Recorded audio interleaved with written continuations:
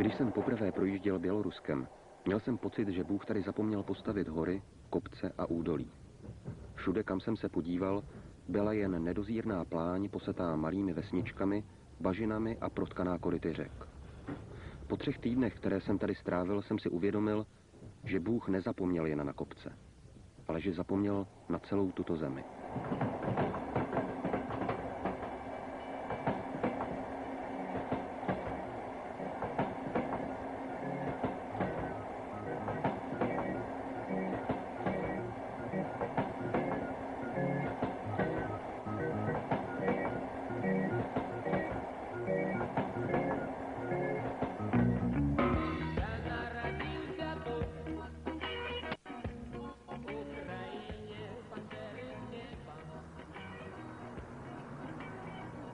Minsk. Šedivé hlavní město plné širokých neudržovaných ulic, nedostavěných domů a otrávených lidí. Zatímco ostatní země bývalého komunistického bloku se snaží co nejrychleji zapomenout na svou minulost po boku Sovětského svazu, v Bělorusku jakoby se zastavil čas. Babky na ulicích se snaží přivydělat si prodejem vajec, věčný oheň plane na počest rudoarmějců, v nehezkých panelových domech si lidé pouštějí estrády sovětského typu a z každého náměstí se pozorně dívají sochy revolucionářů. Vladimír Iljič věčně živý. 70 let totální rusifikace a sovětského teroru zcela zničilo jakékoliv národní povědomí.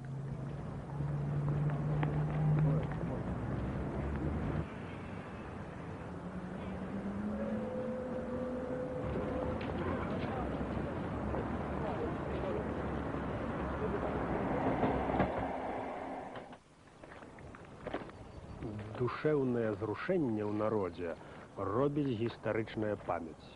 Адраджэнне і ў Беларусі, і ў Чэхіі, і ў Польшчы яно пачыналася тады, калі людзі звярталіся да сваёй гісторыі, да сваіх карэнняў, калі яны ўсведамлялі веліч сваёй гісторыі і трагізм сваёй гісторыі. Калі людзі не мысляць гістарычна, яны проста асацыяльныя. Яны не могуць удзельнічаць у палітыцы. Гэта абавязковая ўмова. І от Курапаты гэта месца, якое адлюстроўвае і гісторыю народа, і трагізм. Кожны чалавек, які мае сэрца, ён не можа спакойна з усмешкай глядзець на тое, што было ў Курапатах. Гэта іх абуджае. Zenon Pazňák, předseda konzervativní křesťanské strany Běloruska, historik a archeolog, který se koncem 80. let stal především politikem. Jeden z těch, kteří se snaží znovu vzkřísit běloruské národní cítění. Muž, který posledních 30 let svého života věnoval výzkumu jednoho málem zapomenutého lesa na severovýchodním okraji Minsku.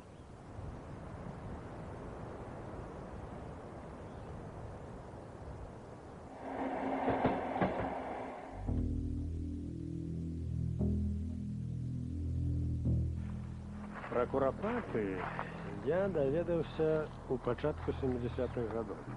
Я жыў у тым раёне і сустракаўся са старымі людзьмі, якія мне паведамілі пра расстрэлы і пра магілы, якія знаходзяцца ў лесе. І вось тады я гэтыя магілы убачыў, пераканаўся, што сапраўды гэта яны ёсць магілы. Але ў 70-х гадах рабіць нейкія даследаванні археалагічныя ці пісаць пра гэта было немагчыма. Гэта па-першае, што арыштавалі б і знішчылі б, што калі б гэтую таямніцу раскрыць, то яе проста знішчылі б. Яе зрабілі б там стадыён, ці возера выкапалі б штучнае, ці там дом пабудавалі б, ці гаражы. І вот гэта ўстрымала мяне ўвогуле ад распаўсюджання гэтай інфармацыі. Яна была маёй таямніцай, ведалі толькі мае бліжэйшыя сябры. Вот Шмагалёў ведаў, там яшчэ некалькі чалавек. Чакалі свайго часу. І вот гэты час настаў, калі пачалася ў Савецкім Саюзе палітыка перабудовы, пачалі асэнсоўваць па-другому мінуласць і пачалі рыхтавацца да 19-й партканферэнцыі. І тады настаў такі час, што ў чыноўнікаў была непэўнасць, як сябе весці. І вот у гэты час я надрукаваў гэты артыкул, дзе раскрыў праўду пра Курапаты. Koncem 80. let se i v Bělorusku začala množit lidová shromáždění, která vyjadřovala nesouhlas s jednotnou komunistickou politikou Moskvy.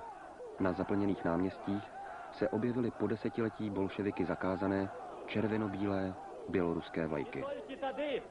Коли представники ЕЕ выконают 4 патрабаванні, толькі тады ёсць нейкая магчымасць для гістарычнага існавання гэтай партыі. Я назову гэтыя 4 патрабаванні. Першае – гэта асэнсаванне гістарычнага шляху і граху. Другое – гэта пакаянне ў грахах. Трэцяе – гэта суд.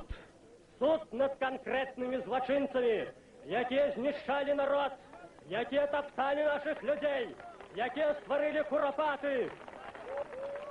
І четвертое патрабаванне – гэта адмова ад злачыннай ідэалогіі, ад антычалавечай ідэалогіі.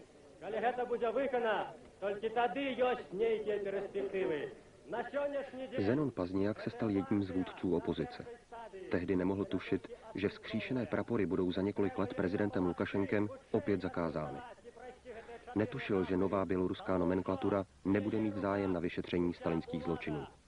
Nemohl ani tušit, že on sám bude vystaven policejnímu tlaku a na jaře roku 1996 bude nucen uprchnout z vlastní země a žít střídavě v polském a americkém exilu.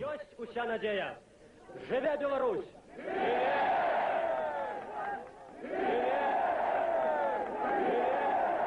В этой ситуации с куропатами тут была Божая воля просто. Бо коли я анализую зараз, то есть шмат дзіўнага. Існаваў Савецкі Саюз, існавала КПСС, усесильная КГБ, полная монополия. И яны проиграли. Это для Москвы был шок. И вот теперь ситуация такая, что увесь час вядзецца война супроць мяне у прапагандзе расійскай, у камуністычнай, потому что так атрымалася, что мое имя доткнулася двух важнейших пытанняў, двух важнейших злачынстваў расійскай палітыкі, якія нарабілі на Беларусі. И у гэтых двух аспектах яны потерпели поражение. Это вот открытие куропатов, выявление уликов. Они их зловили с поличными, что называется. И незалежность Беларуси.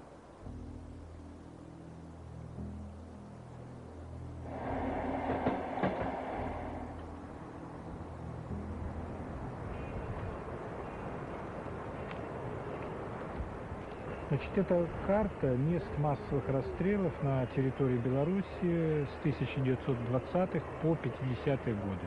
Значит, здесь нанесено 48 населенных пунктов. Это Минск, областные центры, районные и те населенные пункты, в которых проводились массовые расстрелы. На территории Минска таких 12 мест. Значит, по предварительным подсчетам, самое крупное место – это Куропаты. Значит, я говорю, по разным источникам, официальная информация заявляет где-то в пределах 3-5 тысяч. По подсчетам исследователей, эта цифра называется не менее 30 тысяч. Другая цифра, которая приводится, порядка 100 тысяч. И вот Зелен, который заявляет 200-250 тысяч расстрелянных уродища Куропатов. Když jsem procházel Kuropatským lesem, měl jsem pocit, že všechny kříže tu stojí nějakým omylem. Čekal jsem rodiny na nedělní procházce, staré houbaře nebo skupiny mladých turistů. Na místo živých jsem ale na každém svém kroku potkával jen ostatky popravených.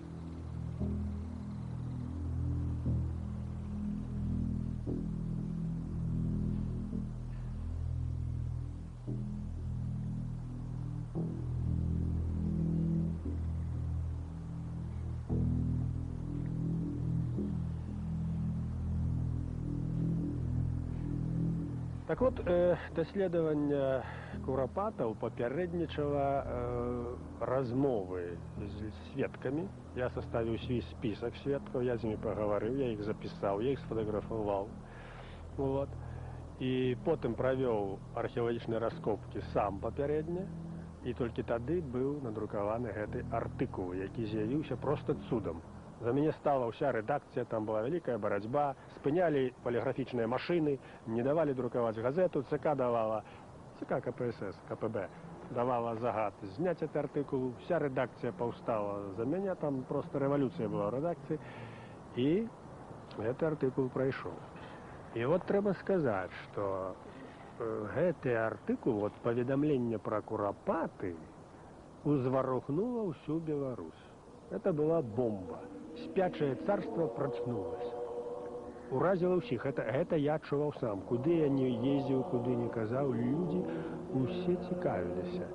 І ўсіх гэта ўразіла. І калі мы арганізавалі з моладдзю мітынг у Курапатах 19 чэрвеня, то мы не чакалі, бо была забаронена ўся інфармацыя.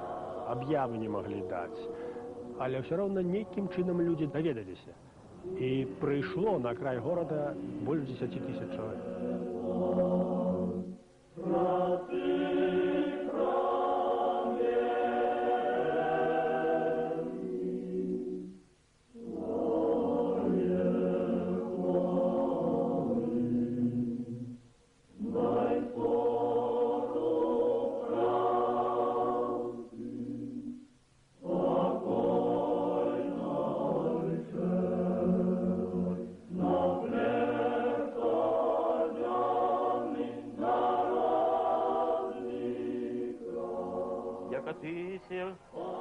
Воскресение, живот и покой усопших раб Твоих, сден невинно убиенных, их же имя Ты, Господи, веси, Христе Боже наш, и Тебе славу воссылаем, со безначальным Твоим Отцем, пресвятым и благим и животворящим Твоим Духом, и во веки веков.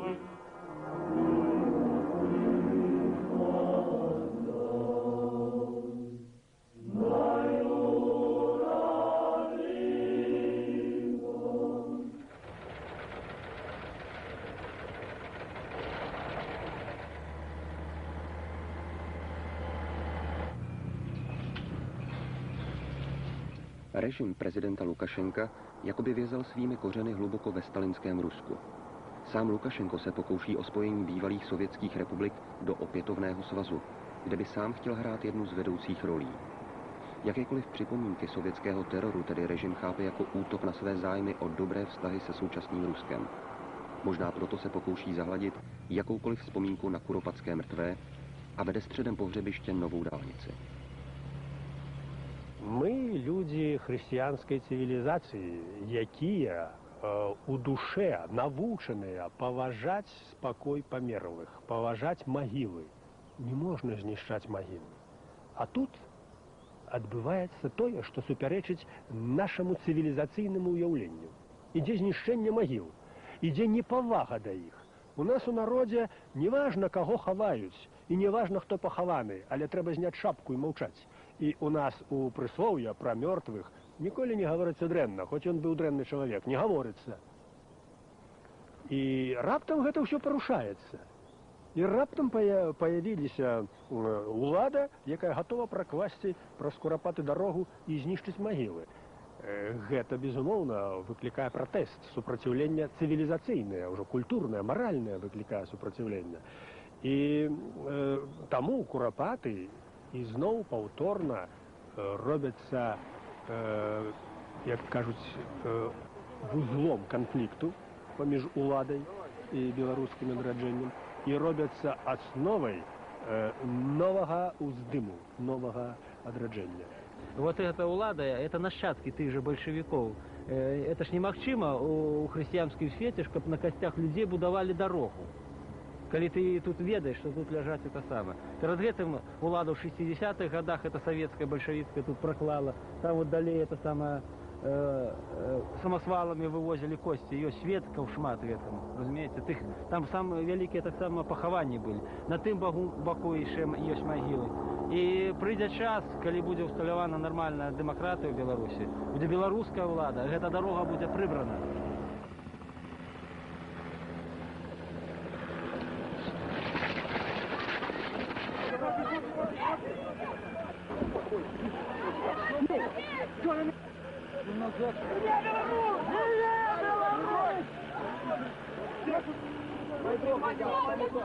Беларусь!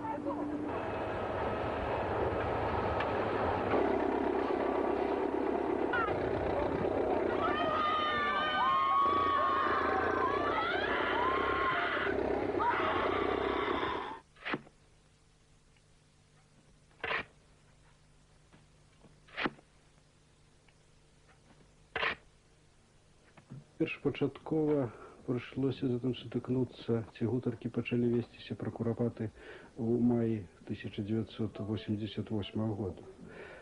Тады група нашых археолагаў спрабавала, ці рабіла захады па тым, каб паспрабаваць знайсці гэтыя магілы ў курапатах, таму што звесткі былі ўжо некаторыя пра тое, што там могуць быць магілы. І мае калегі там ужо спрабавалі гэта рабіць, но, правда, я тады ў гэтых работах не ўдзельнічаў. І ўжо канчаткова я пра гэта даведаўся, па сутнасці, з публікацыі, якую тады зрабіў Зянон Пазняк, это ў канцы весны 88 года. І летом, у сярэдзіне лета ўжо 88 году, калі я прыехаў пасля раскопак сваіх сюды в інстытут, я сустрэў Зянона Пазняка, і Зянон Пазняк прапанаваў мне працаваць у курапатах. Мы находимся на краю одной из ям, где покоится прах расстрелянных. Примерно вот в такой яме находятся останки от 30 до 80 человек. То есть в зависимости от ям, вот все эти проседи, как говорится, на местности, это каждой яме останки на глубине 1–1,5 метра. Если поднять грунт, значит мы найдем здесь черепа, кости. И весь этот склон, это примерно получается у нас площадь здесь 10–15 гектар, 300 метров вниз, примерно 400–500 метров в ту сторону, и аналогично с той стороны дороги кругом находятся эти 510 могильных впадин, которые было обнаружено. Вот таких 510 впадин на этой местности. И вот исходя из этого осуществлялся просчет, что, допустим, если в среднем в одной впадине 60 останков, то исходя из того, что умножив 60 на 510, получается, что примерно здесь не менее 30 тысяч. Вот там находится, вот где крест стоит, самое большое захоронение, это вот эта яма, в которой было 372 останка. Вот крест. Вот. Вот это первый. Вон, вдалеке. Да. Вот это самое большое яма.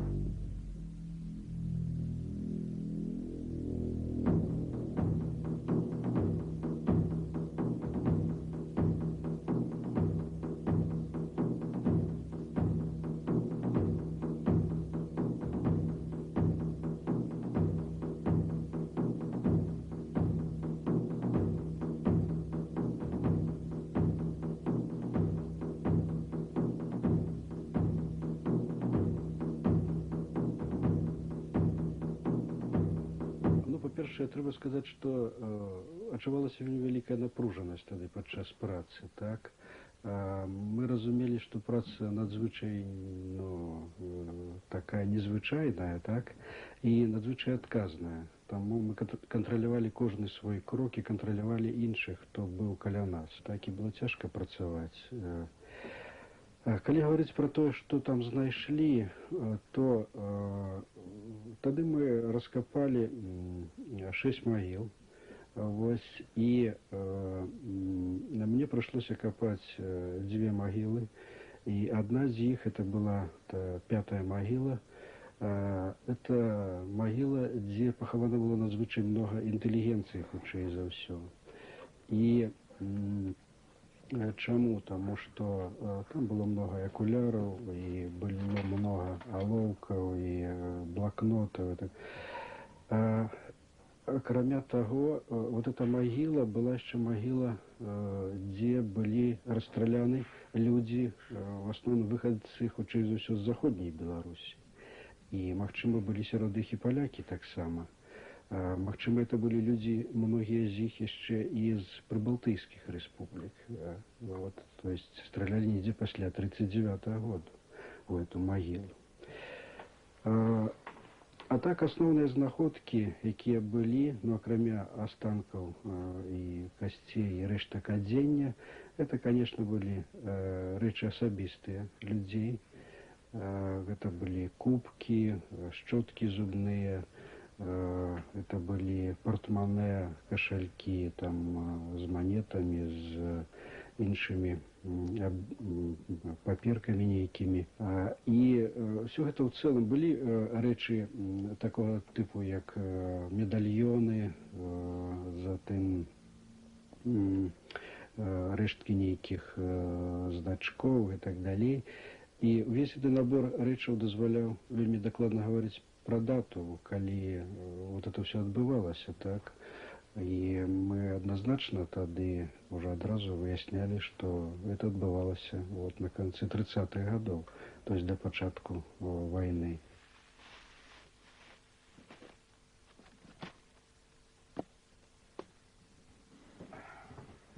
Конечно ж, про то, что это были расстрелы, было много черепов, и черепы все были с сквозными оттулинами, вот, пробитые кулями. Куля выходила и на выходе тоже разрывала частку вот черепа. И у некоторых по 2 оттулины было пробитые, по 3. Зброя была характерная для того часу НКВДистов. Ну, то есть расстрелы велись до войны и органами НКВД.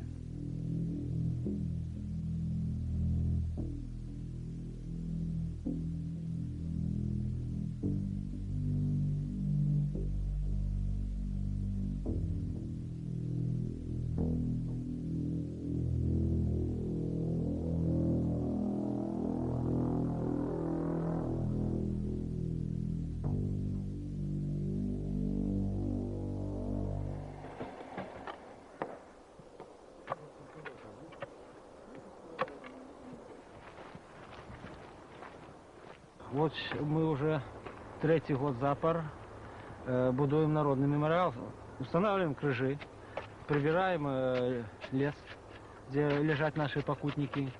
Принцип наш, мы повинны поставить кожному з наших покутников крыш, а тут, видите, десятки тысяч людей расстреляны.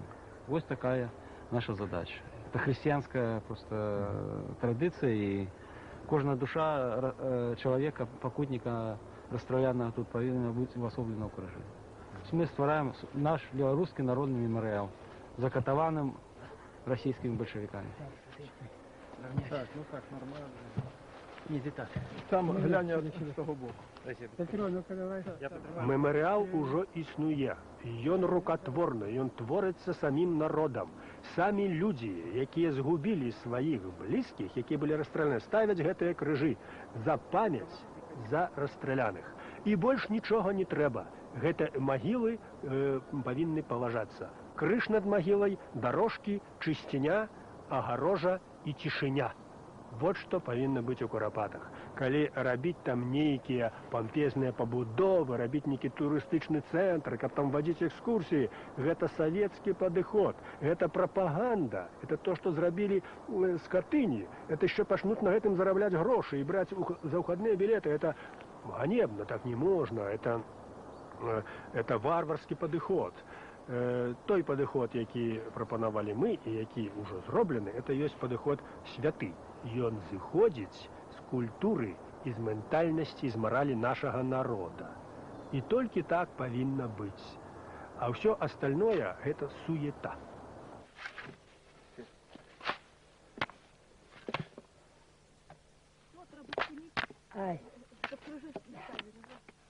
Я ведаю, что один из моих дядьков расстреляны менавіта тут.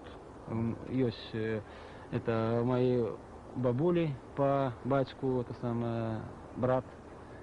Вот, и он расстрелян менавіта тут, у Минске. То есть их привозили, притом свидетели, притом из НКВД дают такие показания. Им говорили, садитесь. Они садились на краю ямы, вот она. И ждали. Ну, там 15-20 человек сидит. И в это время НКВДисты с наганами подходили к краю ямы. И вот откуда происхождение в теменную часть. То есть они сидели, свесив ноги в яму, а они стреляли сверху вниз. И поэтому во многих захоронениях именно вот входные пулевые отверстия в теменной части. Хотя есть и в затылок расстреливали. То есть подводили к яме и в затылок выстрел, он падал туда. Следующего приводили, но большинство вот даже этих НКВДистов показывают, говорят, ну вот следователь задает вопрос, а они сопротивлялись, там нет, говорит, они, вот, да, когда начинали расстреливать, и они только просто спрашивали, за что? Это расстреливали расейцы, а не расстреливали белорусы. Прозвішчы многія з іх вядомыя, хто расстрэльваў у курапатах. Так што гэта быў такі цэльны, мэтанакіраваны геноцид пад выглядам камуністычнай ідэалогіі. То на Беларусі не было камуністычнай партыі і не было бальшавікоў. Бальшавізм і камунізм прыйшоў на Беларусь з Расіі. І гэта ўвогуле не адпавядае беларускай ментальнасці. Камунізм, камуністычныя ідэі, камуністычная партыя, гэта ўсё было прынесена Červené armii. Toto je fotografie Viktora Gončara, bývalého předsedy ústřední volební komise, který se přidal k opozici. 16. září 1999 záhadně zmizel. Toto je podnikatel Anatol Krasovsky. Měl smůlu. Byl přítelem Gončara a tak 16. září 1999 zmizel spolu s ním. Jurij Zacharenko, bývalý ministr vnitra Lukašenkovy vlády, požíval velkého respektu u policistů a stal se tak prezidentovi nebezpečným. Zmizel 17. května 1999. Dmitry Zavadsky, prominentní novinář, který měl přístup k prezidentu Lukašenkovi, zřejmě získal informace, které mít neměl. Zmizel 7. července 2000. Někdy to vypadá, jako by se historie neustále opakovala. Možná někde na okraji Minsku vzniká nějaký nový, málem zapomenutý les. Jen o něm ještě nevíme.